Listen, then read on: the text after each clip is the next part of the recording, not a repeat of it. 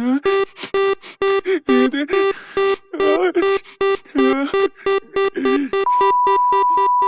felt myself pulled, dragged almost, through a vast darkness. It was colder than I ever imagined darkness could be, colder than anything I had felt before. I was sinking, deeper and deeper. The light I had been following, the peace, the faces glowing with love, they began to fade into the distance. I was alone again, but this time it felt different. The stillness was suffocating, like a heavy weight pressing against my chest. And then I heard it. A voice, distant but growing louder. "Why do you wait?" it asked, and the words cut through me like ice. "Why do you hold on to what is fleeting? Why do you delay when the time is running out?" I was standing in front of a door, a massive, ancient door. It stood there, impossible to comprehend in its size. Behind it, I could feel something. A presence. But not just any presence. It was a presence that wanted me, needed me, to come forward. Before we begin, let me ask you something.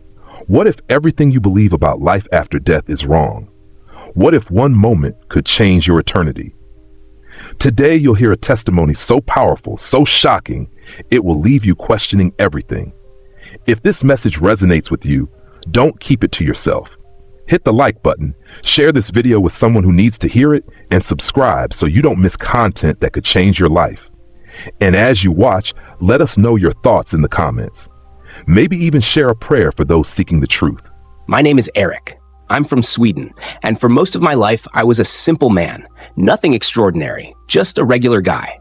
I worked as a mechanic, fixing cars, living an ordinary life, never really thinking much about God or anything beyond the day-to-day grind.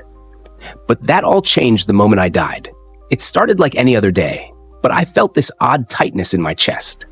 I brushed it off, thinking it was just the stress from work or maybe a cold. But as hours passed, my breathing became harder, like someone was pressing down on my lungs, squeezing the air out of me. By the time I got to the hospital, I couldn't breathe at all. I was terrified. I remember lying in that sterile, cold hospital room, the sound of machines beeping like a countdown to something I couldn't understand. The doctors tried everything they could, but I could feel myself slipping away. The room around me started to blur, and my body, my very soul, began to leave. It was like waking up from a dream, but I wasn't waking up. I was leaving. And then, suddenly, it wasn't the hospital room that surrounded me. I was floating, in an endless expanse of soft, glowing light. The air was thick, yet it didn't weigh me down. I felt like I was being held up by something far greater than myself, something I couldn't see, but I knew it was there. I could hear a voice, not from around me, but deep within me, as if it was speaking directly to my soul. I tried to speak, but no words came out. The voice was calm, yet full of authority. And then I saw him, Jesus, standing before me, not as a figure on a cross, but as a man full of peace, power, and love. His eyes, I can't even describe them. It was like he could see straight through me to every corner of my heart. I felt exposed, but not in a bad way. It was more like he saw me in the truest form, the person I'd tried to ignore for so long, the person I had forgotten to truly be. And then he spoke. "Erik," he said, "I have something to show you." It wasn't a command, but it felt like one. I couldn't say no. I followed him without thinking. We moved, but it wasn't walking. It was more like floating, gliding through this incredible place, like walking in a dream, but it felt so real, more real than anything I had ever known. We stopped before a large, brilliant light, but this light wasn't blinding. It was warm. It was inviting. I could see shapes in the light, like shadows that weren't really shadows, figures, moving, living. And in the middle, I saw something that shook me to my core, a small, cracked bowl. It wasn't much, but it was there, sitting before an altar made of light. And then I heard him again. "Do you see that bowl?" he asked. "That is your tithe." I didn't understand tithe. I had always thought of tithe as just some church rule, something I did because I was told to. I had never thought much about it, honestly. But the way he said it, the way he made it seem so important, it struck me deep. "Why is it broken?" I asked, unable to stop myself. Jesus looked at me with such compassion, yet there was a weight in his gaze. "Because you have robbed me," he said. "You see, it is not about the money. It is about your obedience, your trust. Every time you withhold your tithe, you are withholding from me what is rightfully mine." I wanted to say something, but I couldn't. The truth was too heavy, too real. I had failed in this area of my life, something so simple, and yet it meant so much more than I had ever understood. He continued, "You think of tithe as just a transaction, but it is the key to something much greater, to your heart, to your soul, to your relationship with me, and you have been holding back." The words stung, but what struck me the hardest was the understanding of how much I had missed. All these years, I had been living in the dark, not understanding that my disobedience was cutting me off from the fullness of God's blessing. And in that moment, I felt it. I felt the weight of my sin, the way I had been robbing God of something so simple, so fundamental. And then, before I could even process it, Jesus reached out, touching the broken bowl. It began to glow, filling with light, becoming whole again. I watched in awe as it transformed. It was like the light came from within, healing the cracks. I could feel it, deep inside. This was a gift, a chance to make things right. "Do you understand now?" he asked. I nodded, my heart breaking with the weight of the truth. This wasn't just about giving money. It was about trust, surrender, obedience. Jesus looked at me one last time, his eyes filled with grace. "It's never too late to start again," he said. "Repent, and I will restore what was broken. But you must give me what is mine." The light around us started to fade, and I felt myself being pulled back to that cold, sterile hospital room. But this time, it was different. I was no longer afraid. The truth had been revealed, and I knew that I had a choice to make. When I woke up, the world looked different. I felt lighter, like a weight had been lifted. But the biggest change was inside me. The fear of missing out on God's blessings. I couldn't ignore it. I had seen the truth, and now I had to act. The choice was mine, and I knew deep down it was time to make it right. Let's head on to my first counter, the shocking truth about tithes. I never expected this. You hear people talk about tithe in church, 10% to God, they say, but no one ever really explains what it means. Not in the way I would understand it. Not until the moment I died. It was like floating through a fog. I couldn't feel my body anymore, just this sense of being. I was aware, but not of the world I knew. The world I had lived in. The world where bills, deadlines, and distractions consumed my thoughts. It all faded. What was left was something much deeper, something real. I found myself standing in a place, more like suspended in it. It was as if time itself didn't exist here. There were no clocks, no walls, just an infinite stretch of light glowing softly like a warm blanket around me. But it wasn't bright in a harsh way. It was peaceful, inviting. But something felt different. Something felt off. I looked around and saw an altar. Not a traditional altar with candles or statues. This was an altar made of light. It shimmered, almost like liquid, rippling with an energy I couldn't explain. And there, resting on this altar, was a small bowl. Simple, old, cracked. "That," the voice said, soft but piercing, "is your tithe." I froze.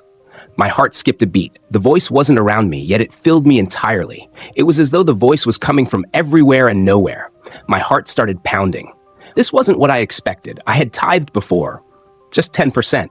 A routine, something that I did because it was expected, never really understanding why, just doing it because it felt like the right thing. But now, as I stood there looking at that small, cracked bowl, the realization hit me. This bowl, it wasn't just a thing. It represented something. It was the very act of giving, the very exchange between me and God.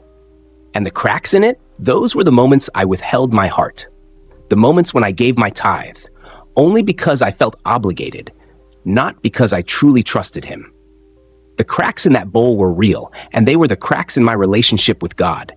Every time I hesitated, every time I held back, I was breaking that connection. I looked at the bowl, then back at Jesus, who was standing beside it. His gaze wasn't angry or condemning, but it was full of understanding. He didn't need to say a word. His presence spoke volumes. "You have robbed me," he said. The words were heavy, not in a way that made me feel guilty for failing him, but in a way that made me feel small, insignificant in the way I had been living. Every act of withholding, every time I held back even the smallest piece of my heart, it wasn't just a failure of action, it was a failure of trust. My mind raced. How had I robbed God? I had given, right? I had followed the rules. But it wasn't about the money. That's what I didn't understand. It was never about money. It was about trust. It was about surrender. It was about how much of my heart I was willing to hand over. The bowl, cracked and broken as it was, suddenly began to glow. Slowly, it filled with light, each crack healing with the soft glow. The cracks began to mend as the light flooded it until it was whole again. And I could feel it too. I could feel something inside me shifting, healing. The heaviness I had carried for so long, the confusion, it all started to lift. Jesus didn't speak right away. He just watched. And I knew that what I was seeing wasn't just about me. It was about everyone. Every soul. Every person who had ever withheld something, whether it was their tithe, their trust, or their heart. The act of giving wasn't just about God getting something from us. It was about us receiving something greater than we could ever give. It was about breaking down the walls we built between ourselves and God. "You are my child," he said softly, "and I want to give you everything. But you must trust me. You must surrender, not just your money, but your heart." And as I stood there, surrounded by this light, something deep inside me clicked. It wasn't about following a rule, it was about the relationship. About building a bridge between the material world and the divine. About choosing to honor God with every part of my life. Every part of me. The bowl, the symbol of everything I had misunderstood, was whole. Perfect. No longer cracked, no longer broken. And I knew that was what God wanted for me, for us all, to be made whole. This moment, it was never just about money. It was about our hearts. It was about trusting God with everything. Every penny, every action, every choice we make. God doesn't need our money. He needs our trust. He needs our surrender. And the moment I understood that, the moment I really understood, that's when I realized how much I had been missing. How much we all are missing. We hold back, we hesitate, and we wonder why we never feel truly connected. But the truth is right in front of us. And if we could just let go of the control, let go of the fear, we would see the beauty that God wants to give us. I've seen it now. I've felt it. And I know that it's never too late to surrender, to trust, to heal what's been broken.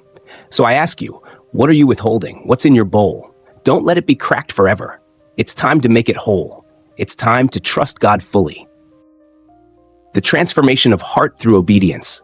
I was floating again, suspended in a sea of light and shadow, neither one nor the other, but a mixture that seemed to wrap around me, like a warm embrace.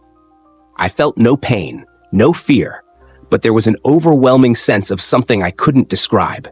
It was like I was standing at the edge of a cliff, yet I wasn't sure if I was going to fall or rise. The air, or whatever it was, thickened around me. Everything was so quiet, too quiet. Then, without warning, I was pulled forward, sucked into a space that felt both ancient and new, a place where time didn't exist. There were no clear shapes, just flickers of light, like distant stars weaving in and out of view. I saw them, figures, shapes, something moving. But the closer I got, the clearer the image became. It was not what I expected. I saw myself, my past, my mistakes, my heart. It was all laid bare in front of me.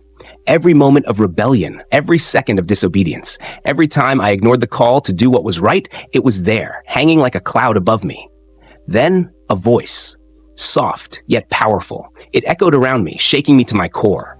Obedience is the key to transformation. It is in your submission that you are truly free, it said. I didn't understand at first. What was this freedom? What did it mean to submit?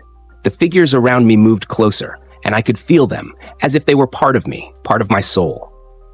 They whispered in a language I couldn't understand, but somehow I knew what they were saying. They were telling me about obedience, about surrendering my will, my stubbornness. They spoke of how my heart could never change, never grow, until I let go. As I looked at myself in this strange world, the heaviness in my chest grew, and for the first time, I felt regret.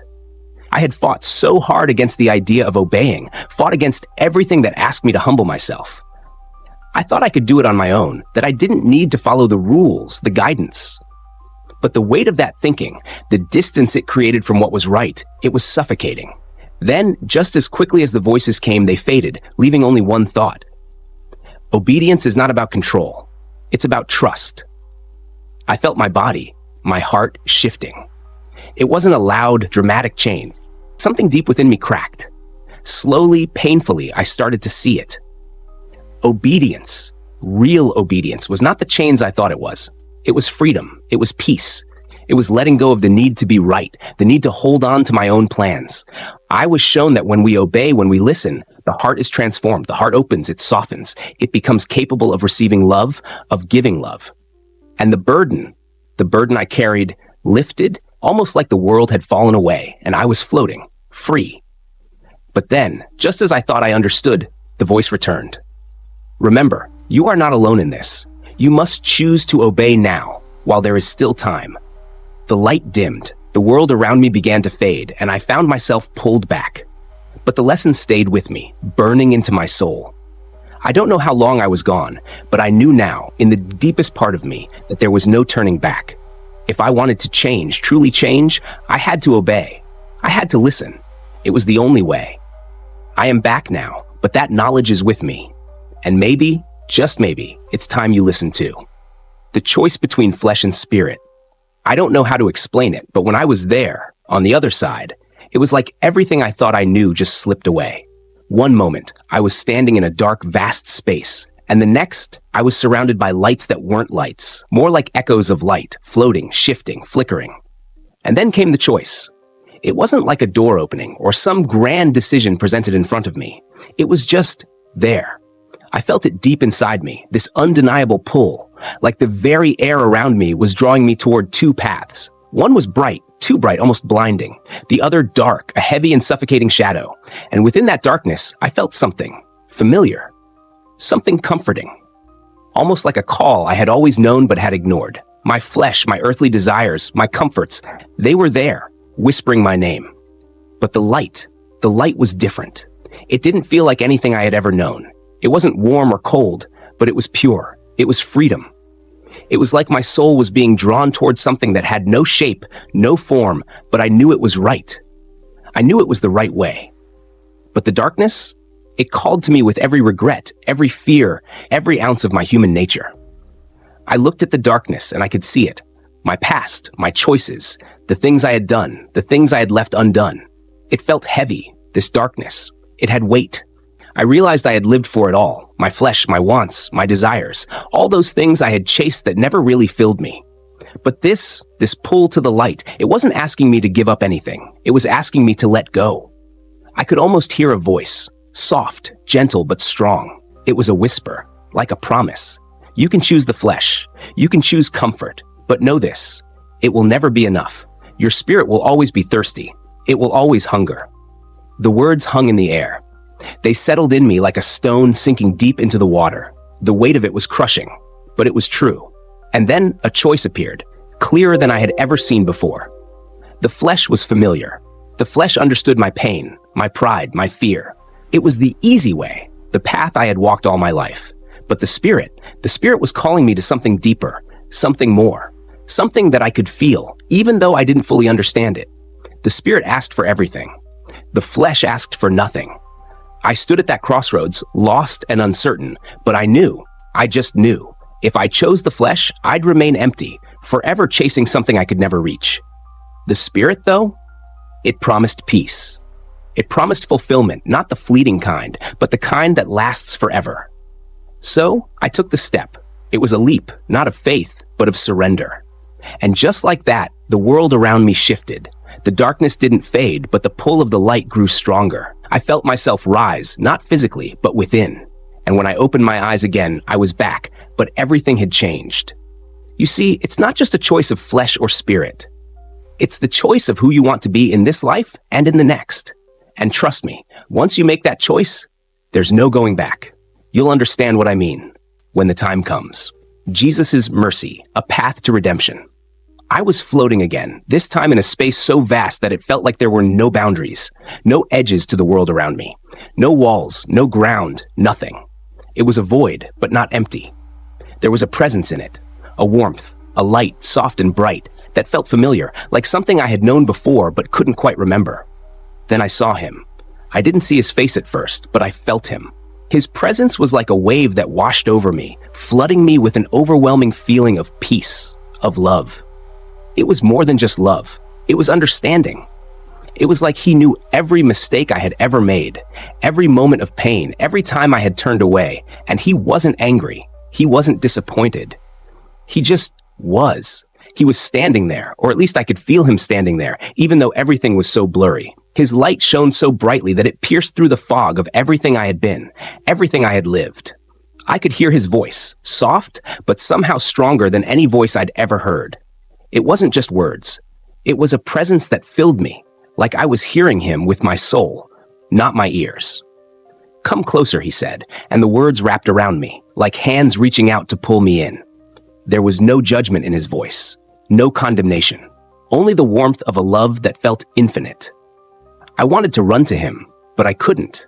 It was as if my feet were frozen to the ground, or to nothing at all, and yet I was moving toward him. I couldn't explain it, but somehow I was being drawn closer, like I had no choice in the matter. His light grew brighter as I moved, and with each step I felt something inside me shifting.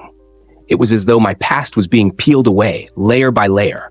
Every regret, every moment of shame, it all melted away, leaving me feeling lighter, freer. And then, when I was close enough, he looked at me. And I saw his eyes. They weren't just eyes, they were deep. They were endless. They saw everything, everything about me, about who I was, who I had been. And yet, there was no judgment.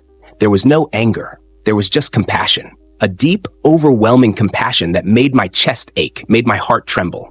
"You've carried these burdens long enough," he said, and his voice was like a balm, soothing the pain I didn't even know I was still carrying. "Let them go."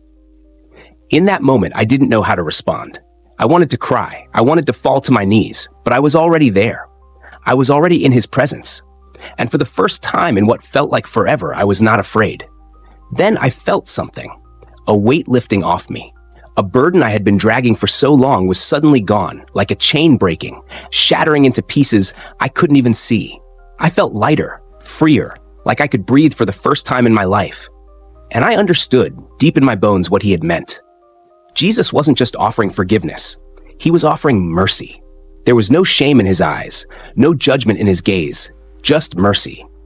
And with that mercy, there was redemption, no matter who I had been, no matter what I had done. I had a chance to start again.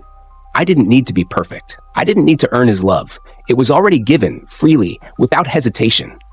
I thought about the life I had left behind, the mistakes I had made, the wrong turns, the moments I had taken for granted. But now, none of that mattered. Not here.